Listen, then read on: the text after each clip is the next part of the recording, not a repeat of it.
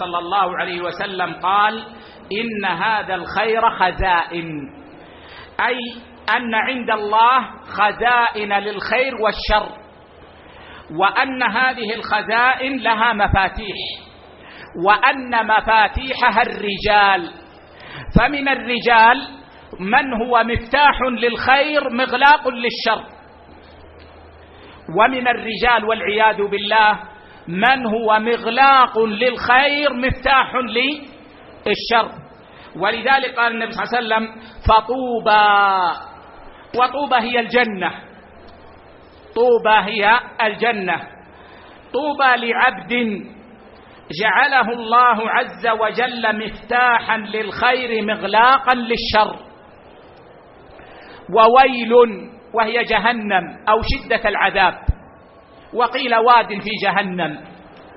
وويل لعبد جعله الله مفتاحا للشر مغلاقا للخير. أنت يا عبد الله في الدنيا، وفي الدنيا خزائن الخير والشر تفتح وتغلق، فلا تخلو من حالين: إما أن تكون مفتاحا للخير لأنك تفعل الخير وتشجع الناس على الخير، مغلاقا للشر، فأبشر بطيب الحياة وطوبى يوم القيامة. وإما والعياذ بالله أعاذني الله وإياك من سوء الحال أن تكون مفتاحا للشر، تكون سريع الوقوع في الشر مغلاقا للخير، لا تفعل الخير ولا تشجع الخير، بل إذا رأيت أهل الخير ثبطتهم ولربما سخرت منهم. بعض إخواننا في بعض البلدان قد يأتي رجل إلى المدينة ويرى الخير والسنة والصفاء ويتعلم في المدينة ويرجع بخير، فإذا رآه بعضهم في بلده ما يشجعونه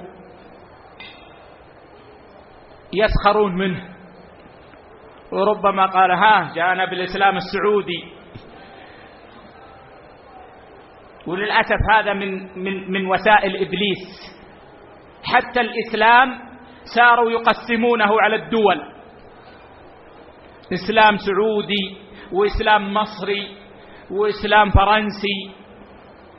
الإسلام ما جاء به محمد صلى الله عليه وسلم، هذا هو الإسلام، من عمل به فهو على خير ومن تركه فهو على شر.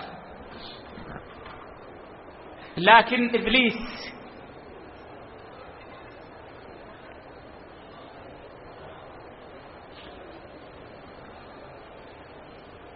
جاءني عامل قال: يا شيخ أنا ولله الحمد والمنة لما جئت هنا في السعودية علمت أن النقاب واجب وأن المرأة يجب أن تغطي وجهها، وأمرت امرأتي بهذا وفعلت، وهذه الأيام بيني وبينها خصومة على تحويلات مالية زيادة مال وأنا ما أستطيع، وذهبت عند أهلها.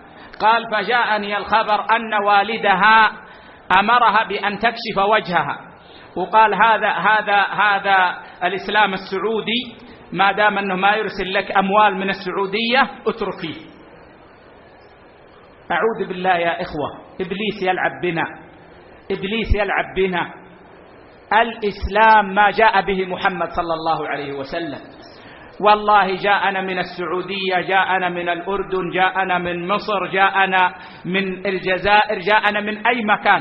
النظر هل هو مما جاء به محمد صلى الله عليه وسلم، هل هو من مشكاة النبوة أو ليس كذلك. فإن كان من مشكاة النبوة فعلى الرأس والعين، وإن لم يكن من مشكاة النبوة فهو مردود من أي جهة كان.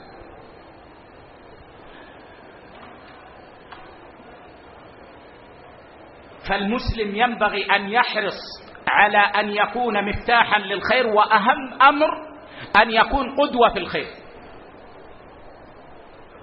والله يا إخوة بعض الناس لربما تسبب في الخير لكثير من الناس بدون أن يقول كلمة واحدة.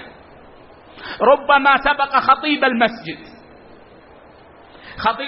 كل جمعة يخطب، ولربما أن رجلا عاميا لكنه صادق ومخلص ويعمل ويراها الناس ويقتدون به يكون أكثر تأثيرا في الناس